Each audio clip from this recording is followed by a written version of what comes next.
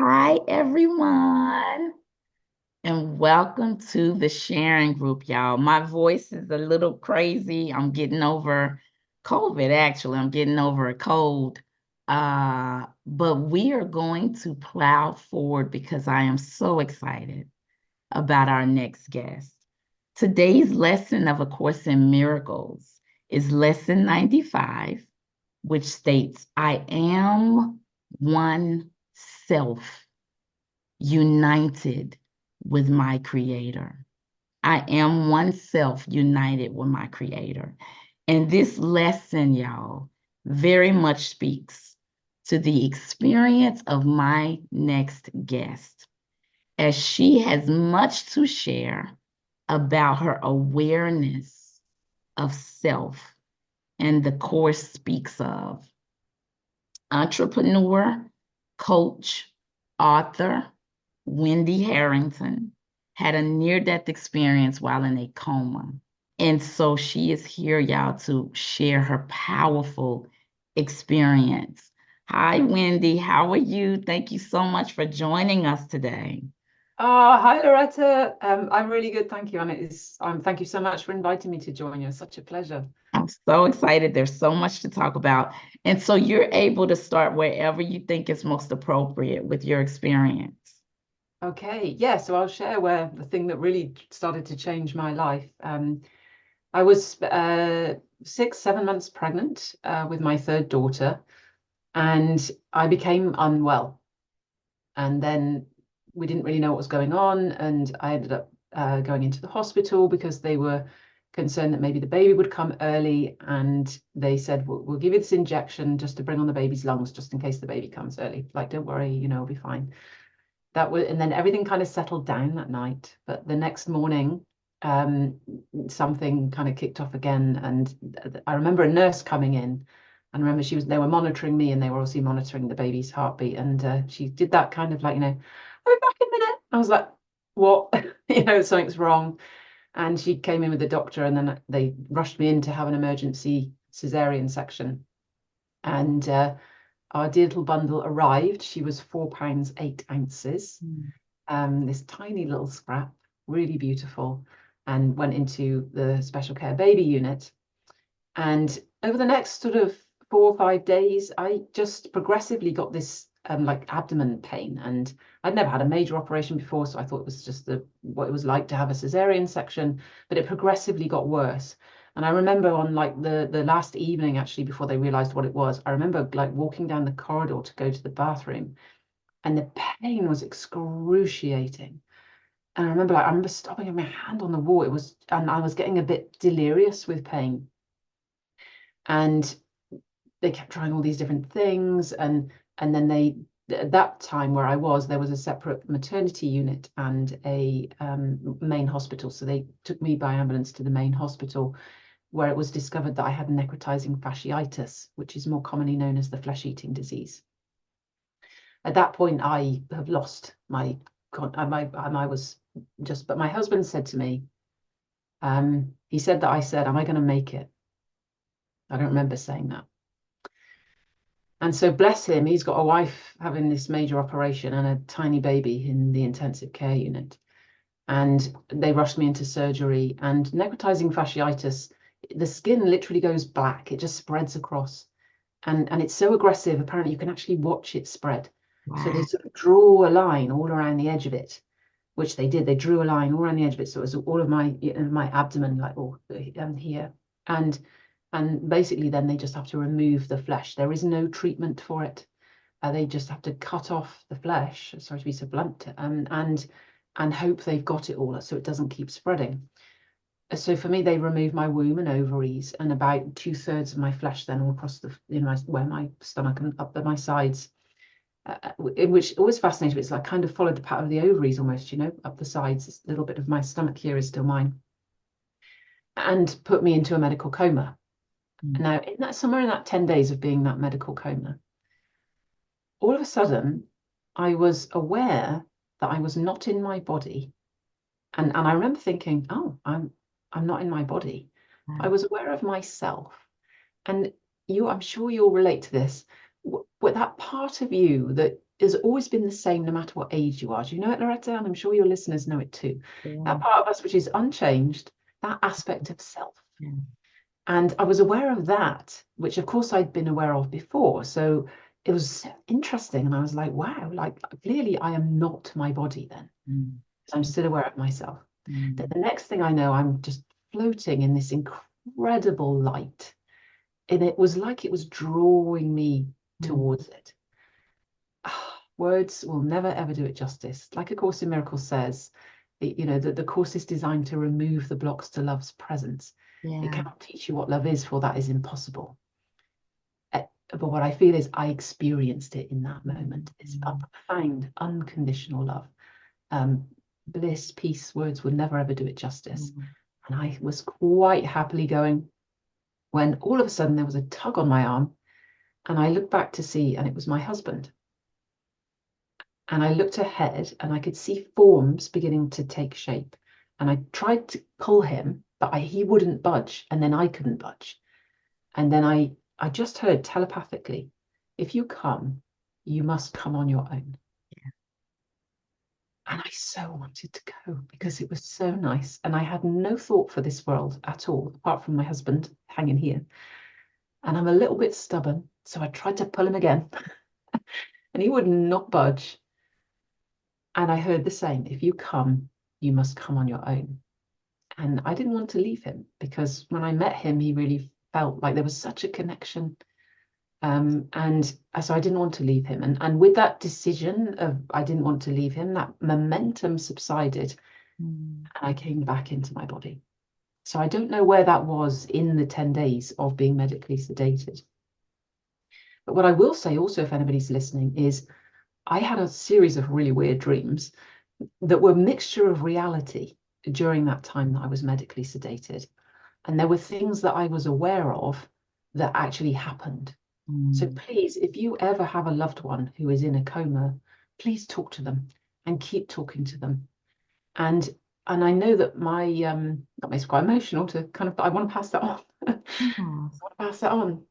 And I know that my mum and my husband, who's called Roland, we all call him Ro, they held my hand virtually the whole time I was in a medical coma.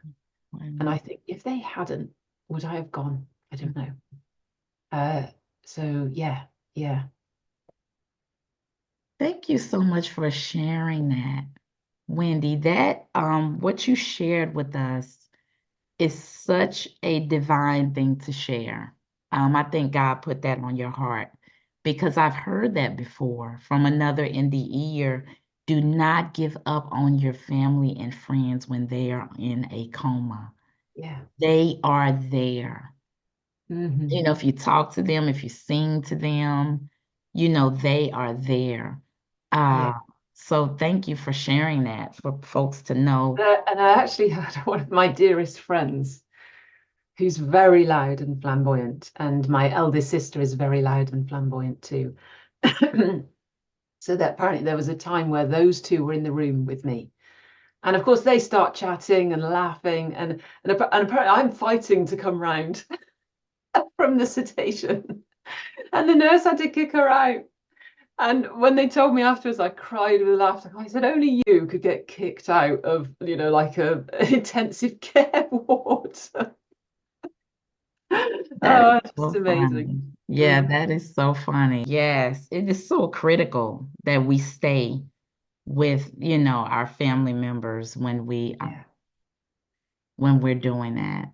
So Wendy, okay, so you had this amazing experience. You basically saw the other side of the veil. You felt this beautiful love and light and vibration. Um, you said shortly after that, you started to do automatic writing. Tell us a little bit about that. Yeah. So I had 3 months in hospital. And then when I came home, and not that long after I'd been home, and I was really tired and groggy, and it was always very difficult to wake up in the morning. I mean, thank bless my mum. My mum stayed with us for like 7 months to look after the baby, and she was an absolute godsend. And I would sort of manage probably usually to emerge about 11ish, you know. But there was this one morning when I woke up 5 a.m. and I was just wide awake. And there was a sentence in my head and it was on repeat. And it just kept repeating itself. And I was so awake and it was so repetitive and it wouldn't stop that eventually I thought, I'm just going to get up and write it down. I say that, but actually I typed. I thought, I'm just going to get up and write it down. And so I started to write the first line. And then it was like taking dictation. And it was the next line and the next line and the next line. And there was two things in there that really stood out for me. Like it because all of it was saying how we as humans, it was like you as humans hurt yourself, you know, you behave like this and then you hurt yourselves. And then it said there's love and fear and everything else in between. And you can create from either. And it's important that you choose love because you're unwittingly choosing fear. And the unwittingly was like crystal clear. You know, we don't mean to do it, but we're, like a course says, you know, we're wired into fear and we don't even realize it. And then the other bit that kind of stopped me in my tracks, actually, because I remember hearing it and it was like someone was talking to me and I was just writing it down, being a secretary. and so I'm writing, and I remember being like, yes, that makes so much sense. Like, yes, it's quite blunt, but it was like, yeah, that makes sense. And then there was this line where it said, all is well in God's plan. And at that time, that completely stopped me in my tracks for a minute because I didn't believe in God. And I certainly didn't believe there was a plan. But the difficulty I had was I believe every other word I've heard. Why would it suddenly tell me something that wasn't true, you know? Big challenge. Yeah. And because it was, I can't think it was some years later that A Course in Miracles came into my life. So yeah, and that was amazing. And I've received about 40 poems where they come in the same way. I'll hear the first line, just repeat, repeat, repeat. And then I'll start to write, and then I'll get the next one. And it's just like, bam, out comes this poem. And they're beautiful. And they're all about oneness and connection. And one of them once is my story in poem form. And it's incredible. And what's brilliant is I know it's not just my story. Like it's all of our story because it's about taking off the armor where we've, you know, armored up where we've got hurt through the wounding that we've experienced, you know, in coming into this earth place, which is predominantly fear led at the moment. Love that. I don't know if you've heard of Conversations with God. Yes. I love those books. And in it, God's voice talks about that everything we do is either love-based or fear-based. Mm-hmm. So that's very resonant that you say you were given, you know, that thought that we unwittingly choose fear. Let's unpack that. That is so significant. Mm-hmm. Um, I am a huge proponent of us. We are creators, right? We create whether we realize it or not. Just because we don't know we create doesn't mean that we don't. And we create from our belief systems, our thoughts, our speech, and our actions. Mm-hmm. And so when you said that we unwittingly choose fear, I know a lot of us tend to run on autopilot and just simply repeat things that have been told to us, right? Whether in religion or the household or even the school system, of course, television. So being more intentional, how can we be more intentional in terms of creating love? Yeah. Oh, what a beautiful question. How can we be more intentional in terms of creating love? Thank you. Oh, that's such a wonderful one. And I loved everything you said there. Yeah, that is exactly how we create and where we're creating from. And so I guess that like raising our own awareness, our vigilance for the automatic pilot. And what I've learned is that the results we get in our life really tell us what's going on. They tell us, what am I really thinking? and what do I really believe? Because Mm, we are so good at lying to ourselves. And I say that with mm-hmm, such love, and like I do it all the time. So mm-hmm. there's zero judgment here. Yeah. We have to be willing to see. You know, Kenneth Wapnick, did you ever watch his interpretation of Course in Miracles? No, I God, haven't. I love that guy. He's passed on now. So he was around at the same time with Helen Schuckerman and Yeah. Isabel Thetford. Yeah. So he was their friend. And it always fascinated me because I don't know if Helen ever really got it.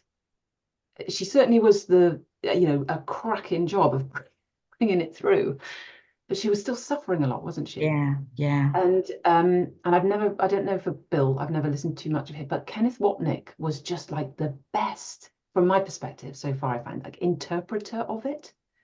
He was just, and there's still videos of him on YouTube and stuff. So like, audience is into, if you're watching this, you're into Course in Miracles, I highly recommend check him out, see if he resonates with you too. And he may not, because, different teachers resonate with different people differently, don't they?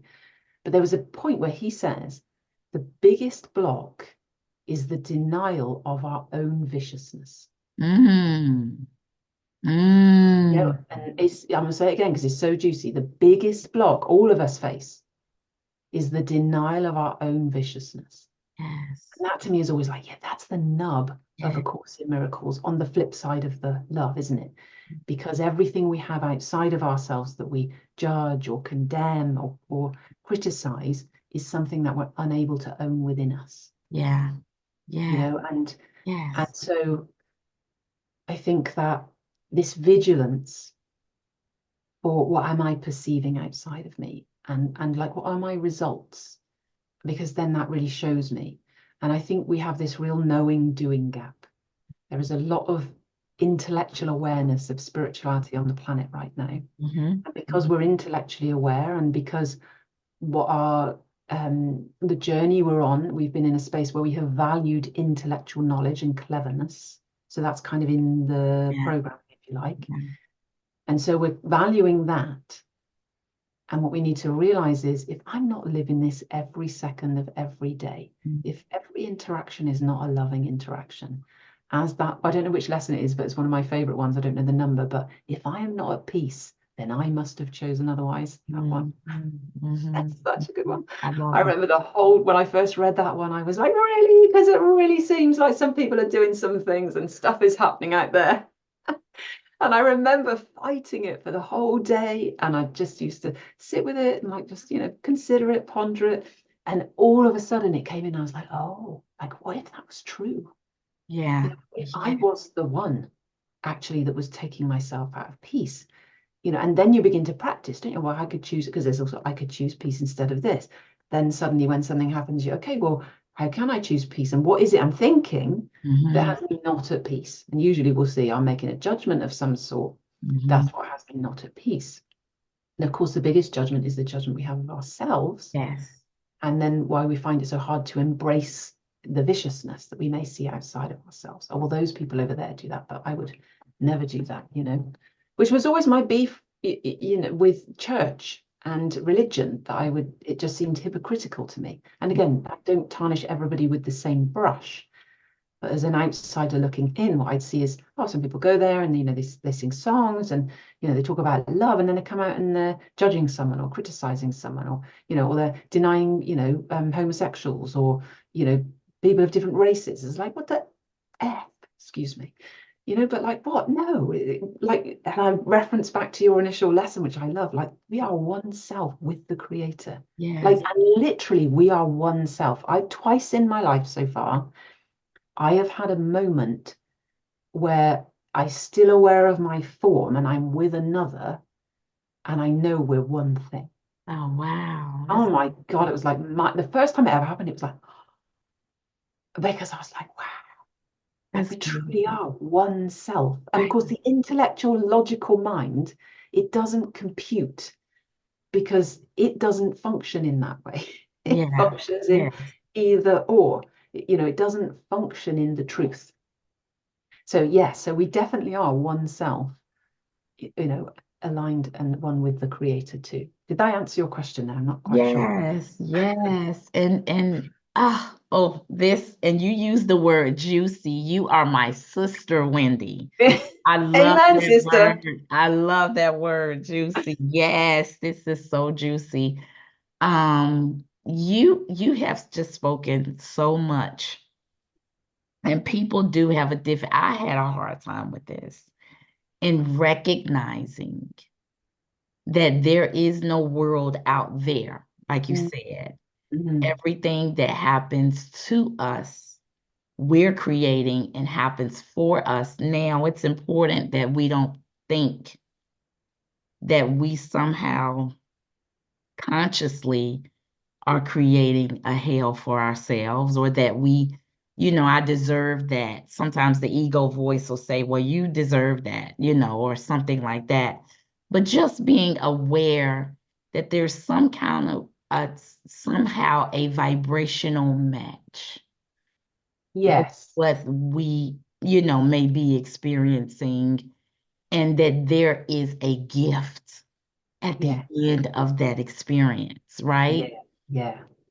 And you talked about one of your favorite lessons of A Course in Miracles. One of my favorite is I am not the victim of the world I see.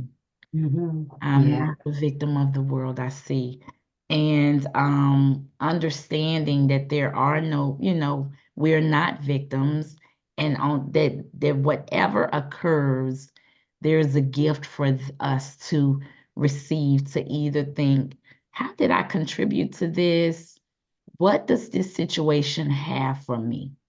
Yeah. What does it Yeah. do for me? Yeah. And what's it showing me, isn't it? Because Yes.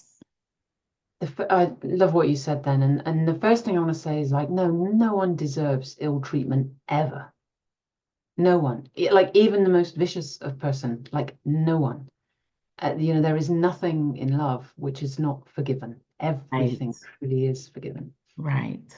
And and I think it's us really landing the experience of for the first piece, isn't it? Is really shifting from the idea and the very deep belief that the world works from the outside in. You know that what I see out there. So I like. So let me give you a scenario. Let's say that I have the belief that I'll just use one of mine, and I'm sure some people may resonate with this. My narrative and my belief from my mistreatment as a kid was I have to do everything myself. I can't trust anyone, and I can't rely on anyone else. And so I'm telling that narrative, I'm telling that Yeah. story. Now, Yeah. the outside is going to match because the powerful creators we are come from the inside, Yeah. those beliefs, those narratives, Yeah.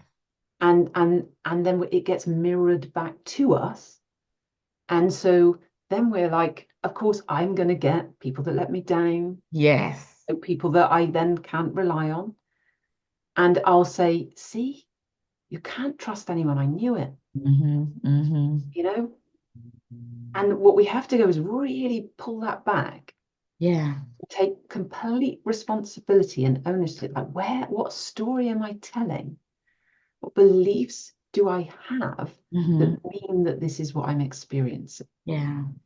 And when you're willing to do that, and you may have to like feel your way through that, because if you come into that, you're going to come into the heartbreak of the disappointment that you had when you were a kid or whatever. Like we have to allow the feeling sensations in Mm-hmm. order that we can then allow this I guess like source itself, God itself to come in, Mm-hmm. and then we then start to tell a different story. And that switch from the world doesn't work from the outside in, it works from the inside out. Yes. So, I am not a victim of the world because I am the one which is creating it. Now, the objection that the ego mind will come up with, I had it myself, is, well, what about little kids? Mm-hmm. Mm-hmm. They come in like they haven't done anything. Yeah. Like, what about these little children? Yeah. And what I will say to that is we are creating always, even in the womb. Mm-hmm. And some of the work I do, some of the deepest work I do with people is where we go back to like, where was that I call it like the ego inception. You know, the course talks to it like this ego inception. And I was always really curious, like, where is that? Like, where that ego inception, where has that happened? Like, was it eons ago? And, you know, or is it each lifetime? Like, I kind of wondered, like, where I was curious. And then through my own deep dive and some amazing people that I worked with, what I realized was, oh, wow, like this is happening from when we're really young. And when I did mine, it was when I was like 2 months old. And I'm wondering if there's actually something even before that now, because as I started to do the same work with other people, a number of the women that I work with, they're in the womb. And they're in the womb and they're aware of, you know, the mother's having an argument with the husband. Yes. Do you know, like, or something has happened, Yeah. which is, you know, the mother has gone into fear or panic, or and they feel it, Yes. you know, and then they create this, oh my God, like what's going on? Yeah. And then we're meaning making creatures, they create meaning, and often the meaning will be, you know, I'm not good enough. And so like this is Mm. the roots of like, I'm not good enough, I'm not enough. So we come out with it. Yeah. Yeah. And that's one version that I'm aware of at the moment. And I think there's multiple. I don't ever think there's like, I'm enjoying this. This is new content for me too. Thank you so much. It's like, Yeah. oh, there's not one pathway. Mm-hmm. There isn't one, this Yeah. is it, because there are multiple things going on all at the same time. Yeah. Because equally, sometimes children come, or you know, or being comes, a soul comes in and takes the form of a child and say, you know, dies or something like that, and it's coming to help the mother or the Yeah. father. It's coming to help open the heart. And I Yep. heard this beautiful story actually where I think it was a Wayne Dyer I heard telling it, and he said there's a lady where she had had a son. She was very closed and quite cold, and she'd had a son very late in her life as a single parent, and he had disabilities, but she loved him so much. And he died at about age 12, and she was devastated. Mm. And at this point, this amazing clairvoyant came into her life and was sharing messages from him. And Mm. he told her, he said, I came to help you open your heart. Mm. And this is the thing, again, which the linear mind and the ego fights against tooth and nail. What if these things that we consider so catastrophic and abhorrent are actually a doorway home? And so I know, like my own experience of the flesh-eating disease, and it was tough, you know, yet just because I glimpsed the light, I had a good decade where it was freaking tough. Yeah. Because what I came into actually was all the stuff that we are unwittingly doing to ourselves, Yeah. because what I saw was my own self-hatred, shame, guilt, um, this, yeah, feeling bad, all of these things that, you know, that had me, those veils over the light that we are. Yes. And so I would not change a moment of it, because it has been the thing which has led me home.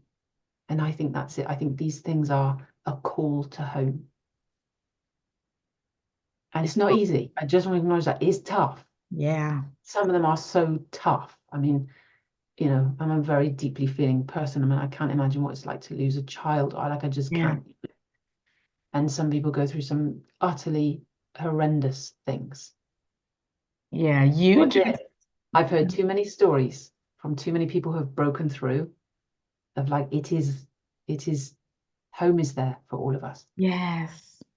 So much of what you said. Number one, you just, I felt everything that you just said. It's so true. Um, and many times I've heard that, Wendy, where a child may go transition early for the family to grow and evolve and support one another and process that. I don't know if you're familiar with Robert Schwartz's book, Your Soul's Plan, and Your Soul's Love, but he talks about life challenges, and a lot of times before we're born, we choose these challenges to and it all goes back, and like you said, it's just another way to process what we're doing here, right? There are no absolute truths. Some people don't believe in pre-birth planning, but it's another way that we can experience ourselves as God, as creators, Hmm. right? Yeah. So everything you said just really touched my heart. There was something that I've heard you say that it is so simple but so profound. You stated that sometimes we feel fear, but peace and love is always there. And Mhm. that is so true. And I feel like if everybody just camps out on that statement you made, peace and love is always there. We may not, what may be on the surface is fear and agitation and anxiety, but if we quiet ourselves, we can access that calm that carries us all. And when I heard it, I'm like, oh, I have to mention that. Do you have anything more to say about that?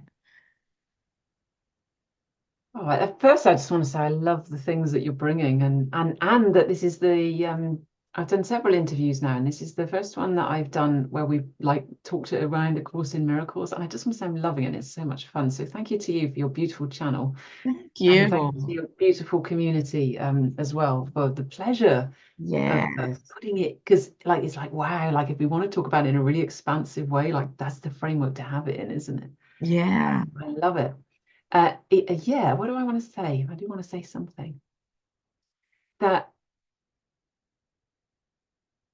it is our resistance to fear, which is part of the block. So Mm, a bit like I'm going to come back to like Kenneth Wapnick and the denial of our own viciousness. yeah. It is what gets in the way. Now, fear, guilt, shame, sadness, like and in fact, beyond sadness, like sorrow, the depth of those emotions, those perceived negative emotions, Mhm. we're all avoiding them. What I'll say is, we're all avoiding them, and we don't even realize that we're avoiding them. And that when we allow ourselves to truly feel, Mm. I always teach a four-step method. May I share it with you for the Yes, emotion? please. So I call it the observer method, and it is 4 steps. It used to be 7, and then I started working with people, and I'd say, "Have you done like I can't think what I called it then, the emotional processing, I think." And I'd say, "Have you done the emotional processing?" And they'd say, "Oh, I can't remember the steps." So I simplified it. Yeah. But if if anybody ever does check out my book where I wrote it, it's the first book I wrote. It's 7 steps in there, but it's the same thing. So it's 4 steps. The first one is you have to own it. This is like we were saying about the world works from the inside out, not the outside in. So I have to go, no one has done anything. These feelings and these thoughts are mine. Mm, mm, And so we have to own it. Then number 2 is we have to stop thinking, which I know that's like, what? How am I going to do that, Wendy? You're insane. You've lost the plot. Don't worry, I totally get you. You can't just stop thinking. But it's more about realizing that the intellectual thought, like we were saying, the cleverness, because like I think I see the world like it's a phase. I'll come to this in a second. But Freud, analysis, psychoanalysis, it is like we're like, oh, this is the way. mhm. And what if it wasn't? What if he was wrong? Yes. But not wrong, because there's no right or wrong. It is just Mhm. this great adventure that we're all on of Yeah. possibility, right? Yes. Not really a wrong. But what if there was another way? What if there was something else? And so it's to realize, oh, that all of that, is it in my childhood? Was it then? What happened? That we just go back and just let go of all of that thought, all of the trying to figure it out. And I'm going to put my trust in something greater. I'm going to trust in God. I'm going to trust in Mhm. source. Mhm. So then number 3 is, in order to stop thinking, is you come to the body, you start feeling. And what you're doing then actually is you're giving your mental faculties a job to do. It's like Mhm. really focus in on the body. Like, where is this I love feeling that. I'm feeling? And because you need to give it something to do. If I think that's why sometimes meditation is so hard for people, like, just like get quiet and you're like, ding, ding, ding, and Yeah. it's on, doesn't it? It's really hard. Whereas when you're like, okay, let me just bring it into the body, and then it's looking, because it takes a lot to really focus. You have to really focus. Where is Mm-hmm. this feeling? Mm. Where is it? Oh, it's in my solar plexus, or it's in my shoulder, or like wherever. It could be anywhere, right? And Mm-hmm. you're just scanning the body and you're curious, like, where is it? Where is it? And sometimes it's really subtle. So you could just got to like get so like you're a curious cat, like waiting to pounce on something, you're just watching, waiting for the perfect moment. And what you want to come with is curiosity, a loving curiosity. Mm. So then you're not making anything right or wrong. And Yes. the one thing I'll say as well is, like, there is nothing to get rid of and there is nothing to fix or Mm. change. Mm. I love Just want to see. that. This is like a non-doing process, it's a being process. So you start to feel in the body, and then step 4 is you breathe and observe. So you're becoming the observer. You're pulling up and out a bit almost, because sometimes when we're so in it, we can't see the wood for the trees. When we come up and out a bit, and it's like we're looking down on the body, we're observing. So if we're in fear, say, we're then witnessing, what's this fear like as an energy in the body?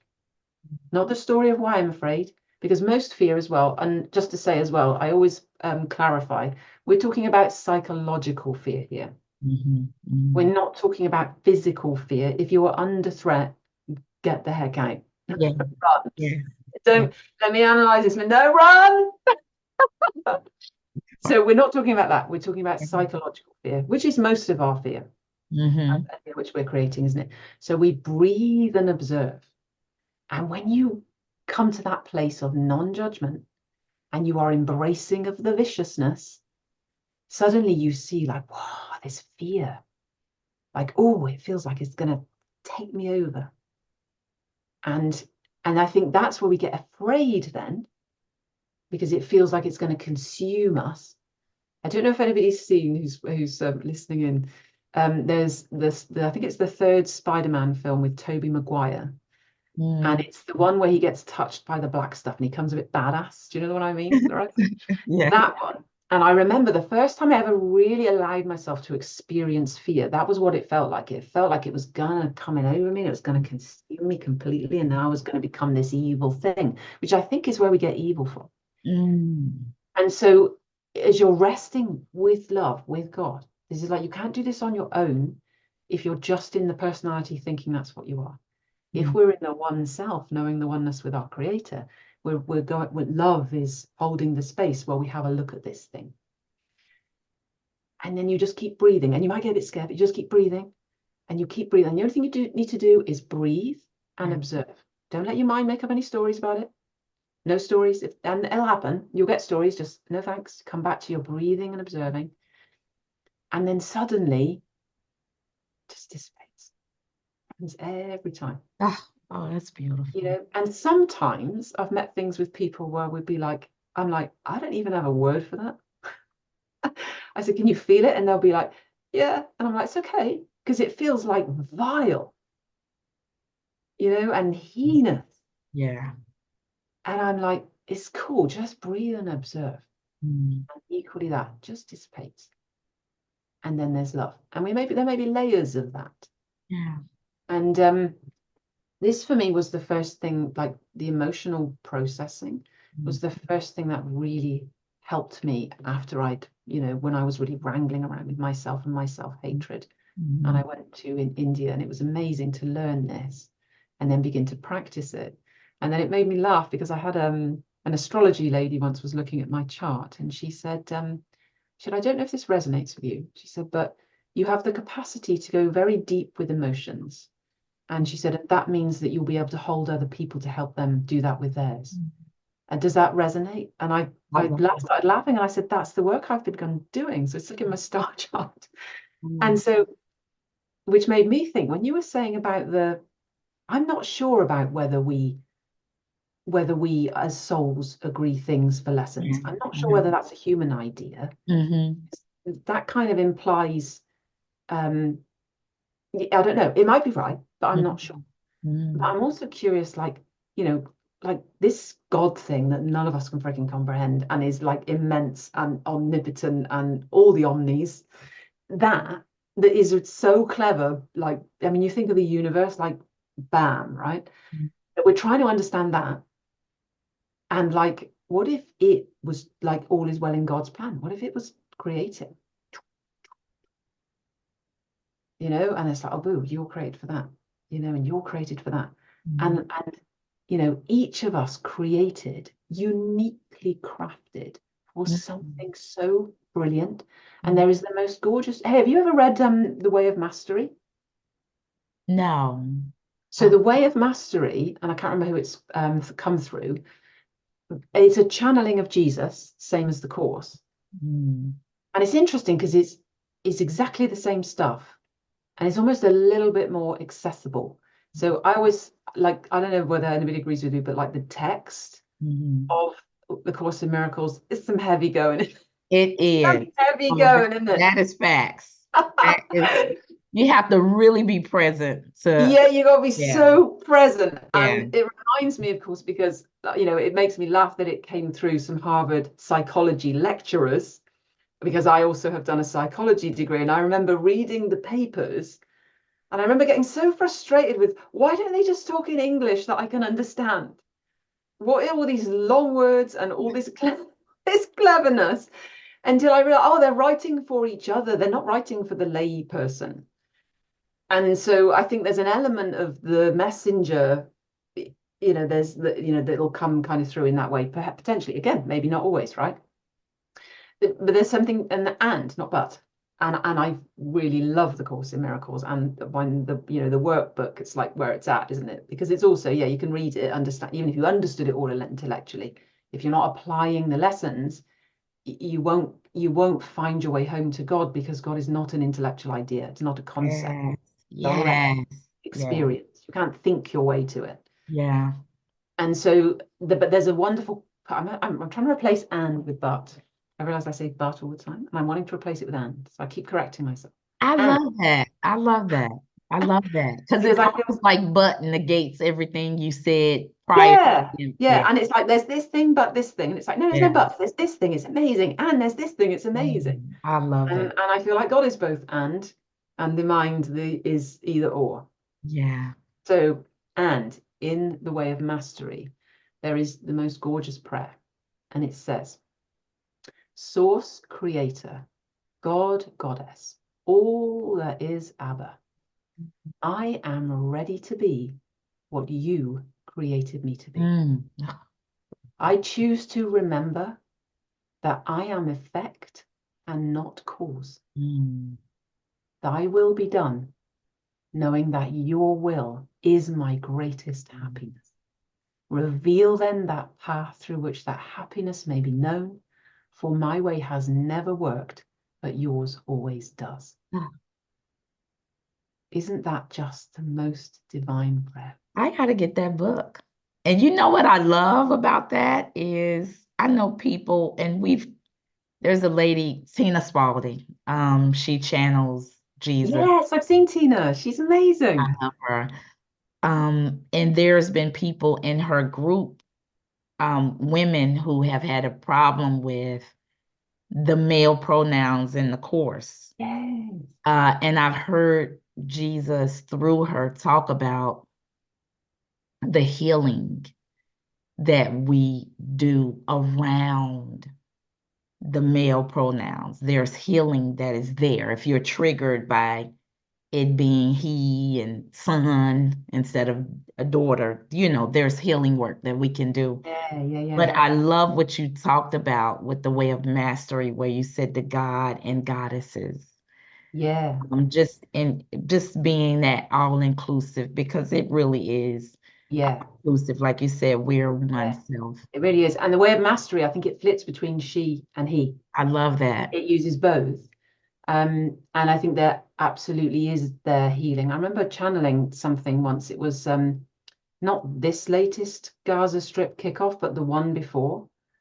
I'd seen, just people very distraught and bereft, and this channeling came through. And it was about saying, like feel your pain. Like Mm. when something triggers you, feel, because that's your way out and through, or through and out, to feel, to feel. So yeah, anything that triggers us, anything that we're annoyed about, is like to feel and, and just rest with, because it, if it's triggering you, you have to get it's triggering me, not, oh, these words are wrong. They should Yeah, have both pronouns. It's like, no, it's triggering you because yeah, and it used to trigger me. yeah. So again, like, no judgment. I've already done all the things. It used to completely trigger me, but now I read it and, I just think, oh, it means brothers and sisters. It doesn't, even if it just says brothers, and it means, us, even if it says he.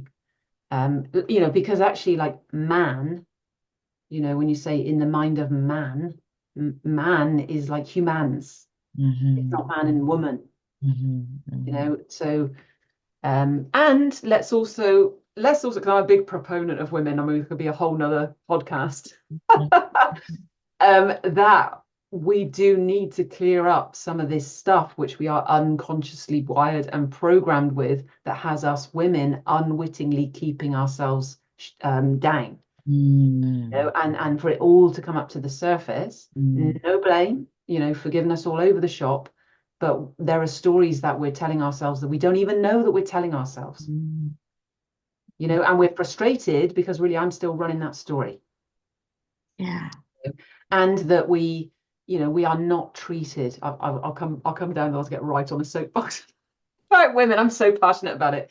We are not treated in the same way. There is so much stuff, but the more we can raise our awareness as women, then the more we can show up differently Mm-hmm.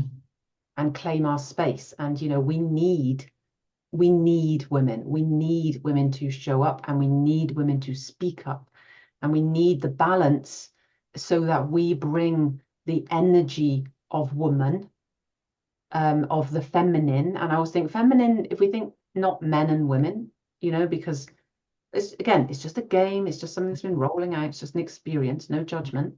Yeah. And there's a new one emerging, and it needs some shifts and changes. And that it's more masculine and feminine, than men and women. And you can get some women who are more masculine, can't you? Some women more feminine, equally some men more feminine, some more masculine.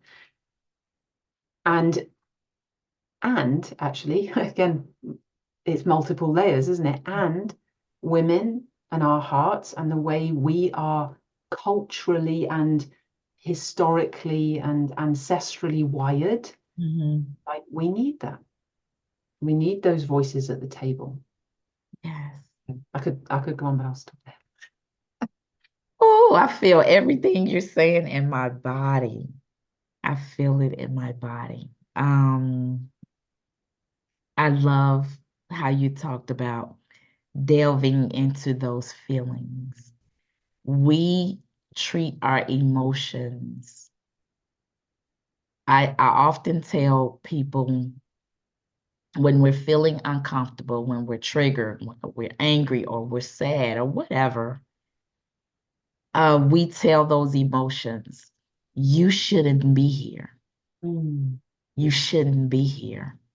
And I talk about what you were saying, allowing them to be, because it's almost like if we tell a child, no, you don't do that, don't say that, they get louder, right? They Hmm. fall out on the floor and roll around.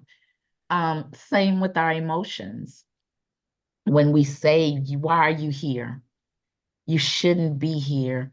It really is a lack of self-love. And like you said, just being the observer.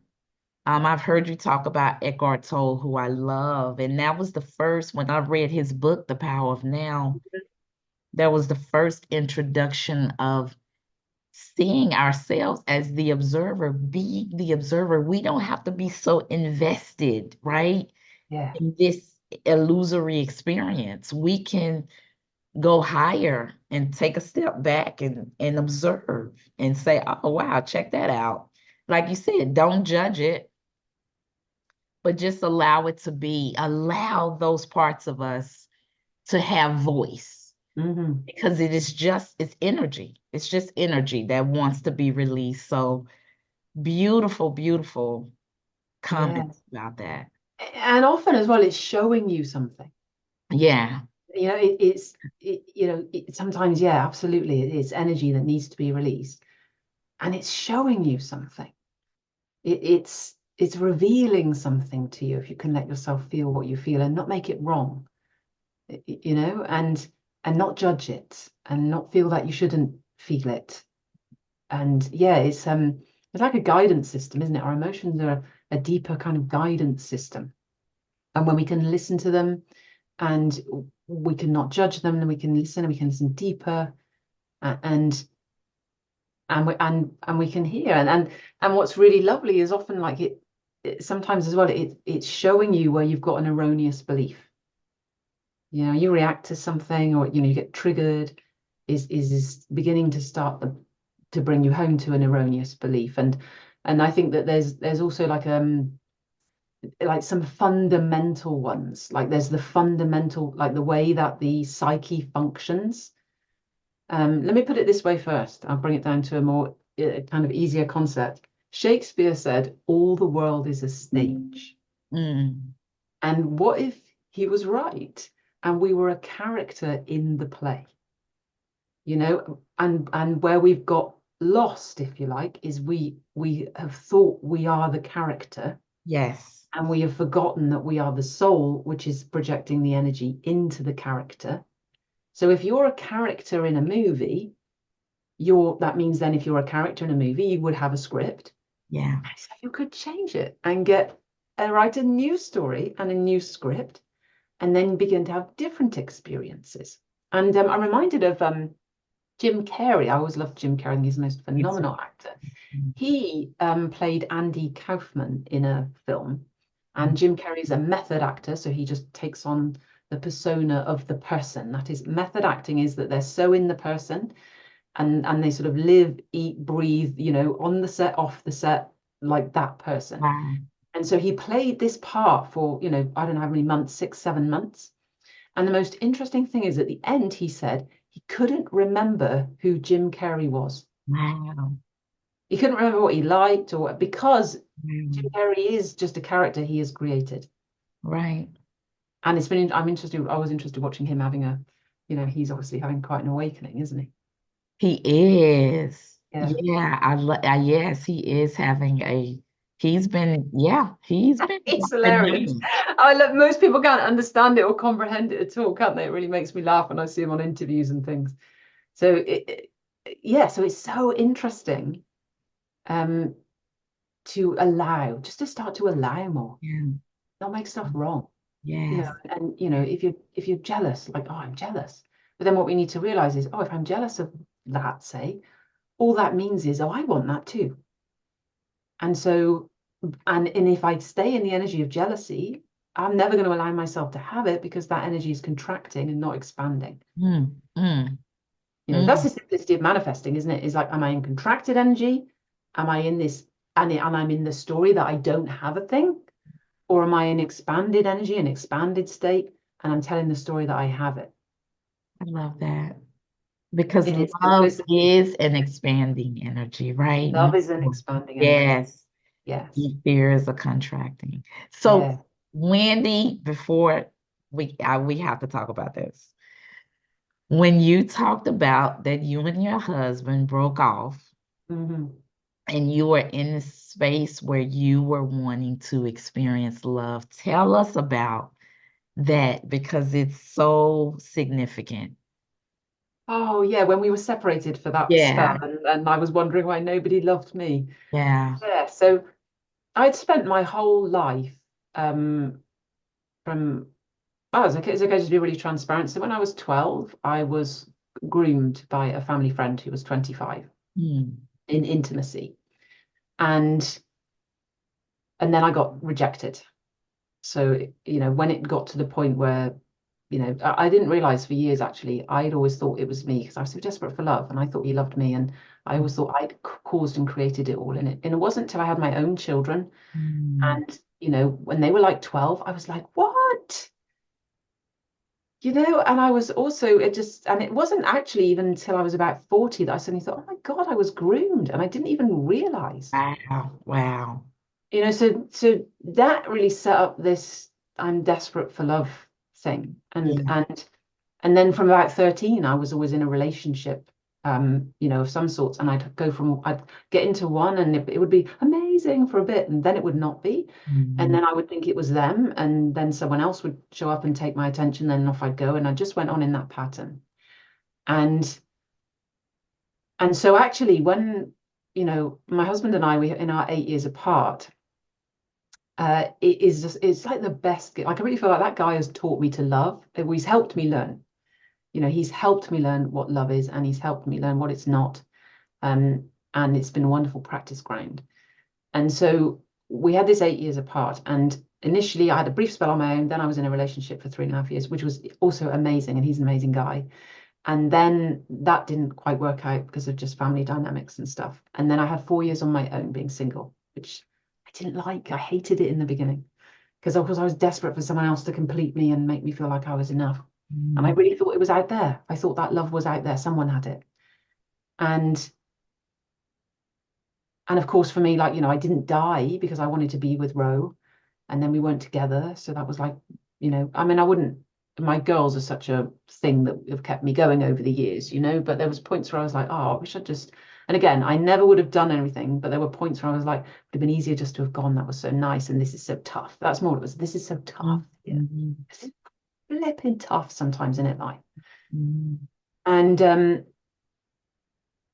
And but gradually I began to really enjoy myself and my girls, and we had a good thing kind of going on, and I was like, this is kind of nice. And I just had a couple of sort of brief kind of relationships, and there was one guy that sort of showed up, and I thought, oh, this could be something. He's nice. And he did tell me as well, he did tell me that he wasn't ready for a relationship, and I really pushed it, which is, again, I see it now, I sort of see, and I think, oh, this is the love addiction. I think I had love addiction, Mhm. didn't realize.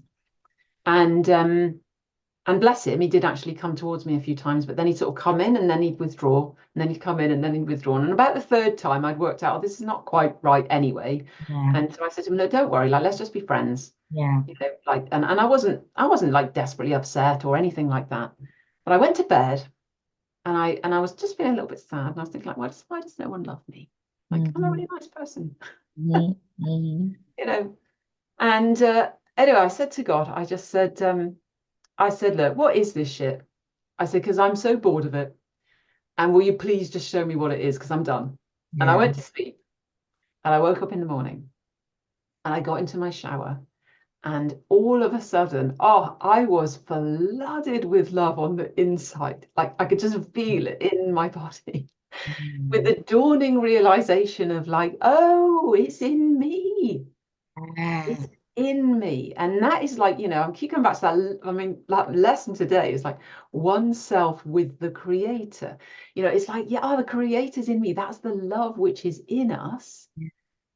And as we realize and remember that and come to live that, then we become the overflowing cup of love because it's limitless. And Yeah. there's a beautiful, I love the Osho Zen Tarot deck. I don't know whether you know that one. It has the two trees in it. It's like they're side by side, and I think it's called friendliness.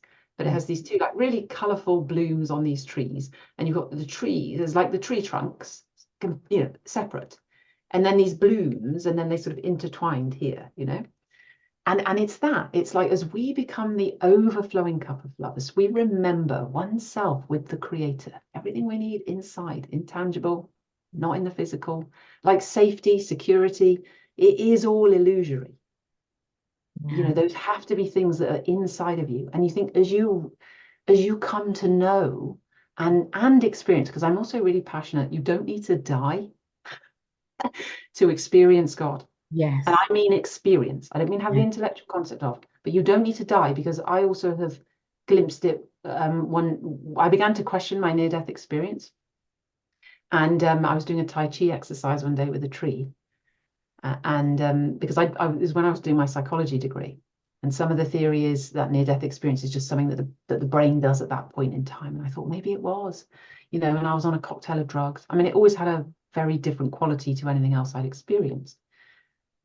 So I'm questioning it. Anyway, I do go on this Tai Chi retreat, and it was the first time I'd been into silence.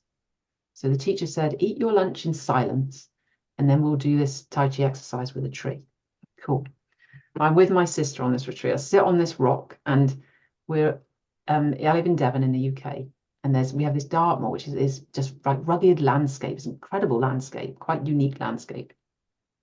And there was just this little glade of stunted, gnarled, twisted oaks, huge boulders with moss on them.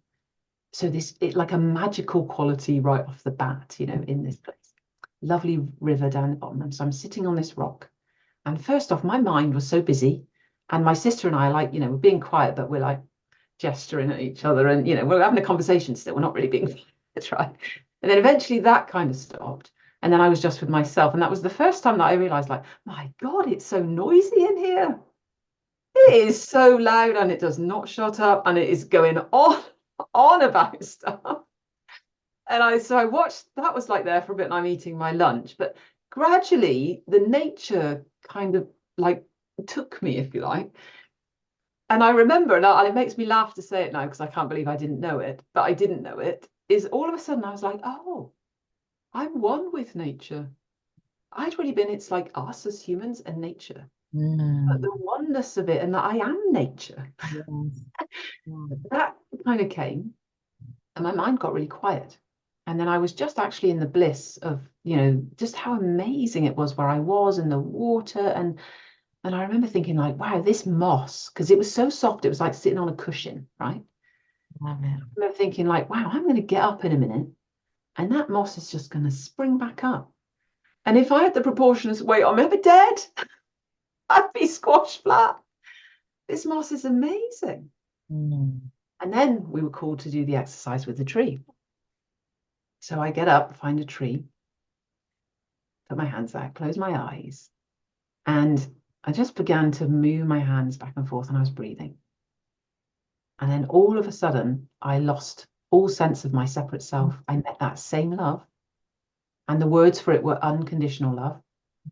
And I knew there was a knowing, everything comes from it and everything returns to it. And every life, that's life. Everything comes from it, everything returns to it. And then my mind went, peace and love, man, because I'm quite stupid. And it made me go book back into my body. So it was another little glimpse. And it was really lovely because I really felt like, there you go, here you go. You question him, we'll just show you again. And then for me, like I've fought it, but I've never questioned it. Because I've known for you, God is like, you need to go out and tell. I'm like, I'm not telling anyone about you.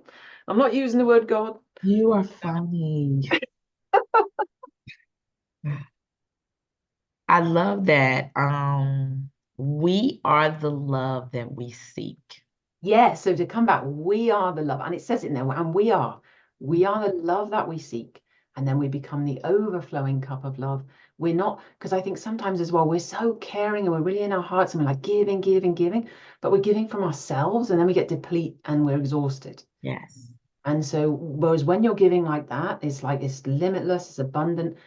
And there's the wonderful self-care that means that you're like, I need some no people time right now. Yes. I need to go and fill myself up. I need to, I don't know, sleep or whatever, eat or whatever I need to do. So, and then you're coming into the greatest version of yourself. Mm. Yes. Many of us think that the happiness and the joy is especially romantic love. The Yeah. course talks about the special relationship. And when Yeah. I've camped out and read the special relationship, it's terrifying. And it really is terrifying because we do it unconsciously. Um, but yeah, recognizing that we are, even when we are in love, quote unquote, with someone else, it really is the love within us that we're experiencing. Yes, that's Now it's exactly us. it. And we think Yeah, it's the other person. We exactly. mistakenly think it's the other person. It's so Yeah, interesting, isn't it? Absolutely yeah. fascinating. And the course also says, doesn't it? Because it says about the belief in specialness is one of the biggest blocks kind of things, doesn't it? But it also says that there's a point that special relationship can be used for beauty, doesn't it? So it's not saying don't have a monogamous, relationship. It's not saying don't have that closeness. Yeah. Because I feel like, I think initially the spiritual awakening is such an amazing ride, isn't it? And I think initially I went really up and I was imagining, oh, maybe it's to disappear, I shouldn't care about any of those things, I shouldn't care about any of the things in form and should like release all attachment. And then now at this point, I see it very differently. And I believe it's why I didn't die. It feels like, oh yeah, I didn't die, so I could learn to live. And then I could share Mm-hmm. that with others, Mm-hmm. which is God's love. But I don't have to go to church and be in any rules and regs. And I can do this in a very different way. Exactly. And be a place for all people who've lost faith in those things. Yeah. Um, and again, no judgment. I have no judgment of anything. Everything has its place for everyone. Um, but yeah, it's phenomenal. And then that love then is even more, Yeah. isn't it, than Yes. than you were. There was something I was going to say. You triggered a little story and now it's gone. Never mind. Yeah. Well, and it'll come back to you. Wendy, tell us about your books. Tell us about your master class. I do not want you to leave before you share with us the beautiful services that you offer to the collective because you have so much wisdom. So talk about your books and your master class and whatever else you have going on. Oh yeah. Thank you. Thank you for inviting me to do that. So I have two books. One is called Process and Prosper: Why It's Essential to Cry, Get Angry, and Stamp Your Feet, and How It Can Save Mm. Your Life. So this is our embracing of the negative emotions that we don't want to seek. And then there's also From Vegas to the Pearly Gates. And so Process and Prosper is a very short book. For me, it was designed to be read in an hour and practiced for life. Mm. And so yeah, that's there. And then there's From Vegas to the Pearly Gates, which is my memoir, if you like, from when I, first became ill, and my the journey of healing through that, and the spiritual insights and the awakenings, the things that started to happen. So there's that one. And then there's I have two like workshop masterclass type things. So one is called, what is I can't remember what it's called now because it's actually a little while since I've done it. What Is it written there?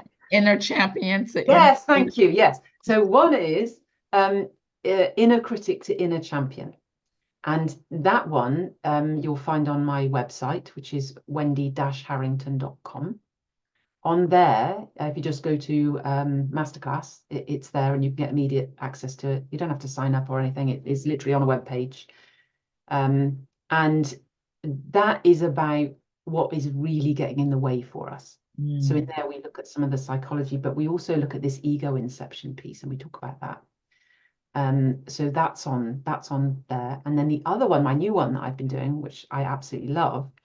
I love that one too, though. It's good. This one is Manifestation Unveiled: Mm. 2 Secrets to Your True Potential. And I've done it. I think I've done it I'm about to do it for the 4th time. The Yeah. first time I did it was so lovely. I had that. So it's just 10 people. It's limited, and the whole thing is it's a very personal experience, Mm. and it really is workshopping. Yeah. And in that, what I'm sharing is this really getting clear on what we want. Like we were talking about, what narrative am I telling? And like you brilliantly said, we're mostly running on autopilot. We're creating, even if we don't know we're creating. Mm. Bang on. We absolutely are. And it's like, I meet so many people where I say to them, like, what do you want? And they're like, well, what I don't want is blah, blah, blah, blah, blah. So they'll either do that or they'll say to me, I don't know. Mhm, mhm, mhm. And it's rare that you meet someone who says, well, this is what I want. And blah, blah, blah. If people doing that are usually getting what they want, right?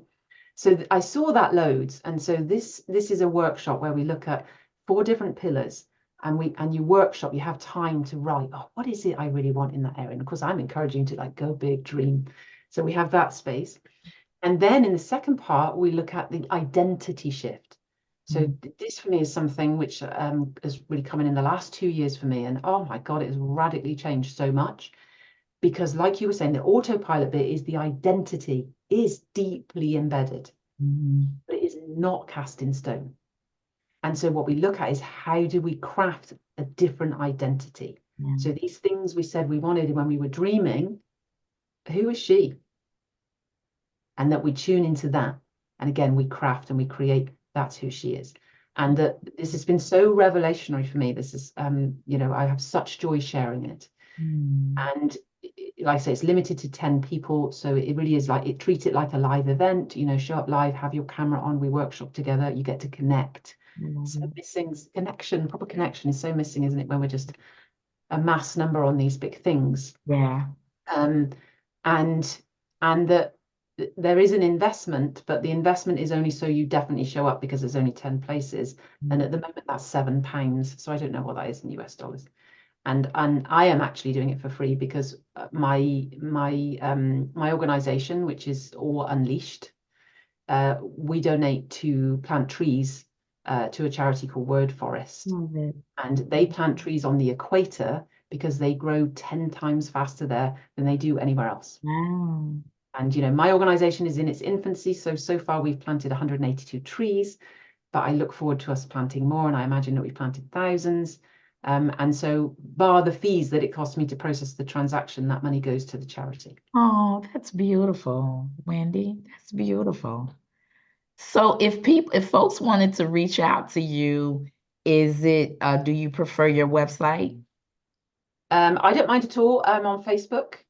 I'm on Instagram. Um, and yeah, can connect with me in any spaces like that. My email, I'm happy for you to share my email if you want to. That's Okay. connect@wendy-harrington.com. Okay. And at the moment, the Manifestation Unveiled workshop is on a website called aweunleashed.com. AWE unleashed.com. I love I'm it. just about to add some more dates. I'm doing one next week, and I'll put some more dates in. So, Wendy, is there anything else that you would like to share with the audience for the collective? Is there anything else or to make you feel complete in this moment that you would like to share? Yeah, there is. I want you, and I'm speaking to whoever's watching this, not just Loretta. I want you to know that you matter Mm. and that your presence here on the planet at this time is no mistake. Mm. We're meant to be here. We Oh. are meant to be here together. Uh, we are here to join together and to create the change, to herald in the change, which is coming of a very different human experience than we have ever experienced before. I And love that. Spirit told me some years ago, I had like a 10-day awakening. I kept waking. I just got woken up, woken up, woken up. And there was a point where it said it sort of was like we're on the cusp of like this, completely different experience as humans. And I Mm. see it like spiritual humans. And they actually said we may not make it because we've been here before. And that's okay if we don't, because ultimately we're from source, no one dies. Everything goes on forever. But the excitement is that we could go into this completely different experience. So what I feel is we're here for that. That's why we came. And in joining together with your fellow like minds and hearts and souls is we will herald it in through our energy and through our connection. Yeah. And thank you. Thank you for being a brave and courageous soul. I love it. I can't possibly love it any more than what I love it. It's much right now, Wendy. That's beautiful. I also have heard you say, which these kind of statements are so significant because they reach into us. And so I'm going to speak it. I've heard you say it and I'm going to repeat it. You said there is nothing so bad Mm. that any of us humans can do that we are not loved. And that is Yes. just the things you speak are so divine and come from such a place of love. It's just beautiful. So thank you for all that you share. Oh, and thank you for all that you share and all that you're putting out into the world and the community that you're is gathered around you. Thank you, Loretta. Welcome. And I have closing remarks for you, Wendy. And, my voice is going to carry us. But yes, I've prepared these remarks for you. Wendy, every single time I hear an indie ear speak of their near-death experience, the theme and vibration of what they saw or felt is always that of love. Not only do they experience love, but they often express beautiful acts of love themselves because that is what we are all made of, love. And the same is true for you, Wendy. During your encounter with the heavenly realms, you felt that divine peace and love during your NDE, and you immediately attempted to take your husband with you so that he too could experience and join in on that beauty and that peace and joy on the other side of the veil. Though you were not successful, you did not want to leave your husband behind. And while I stopped by your YouTube page yesterday, I smiled as I noticed you were wearing a seahorse costume in one of your live videos.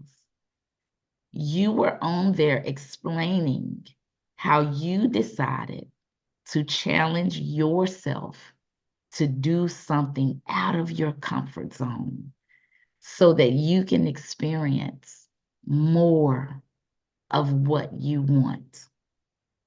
And in the same way, you were challenging your viewers to get outside of their comfort zone so that they can experience the same.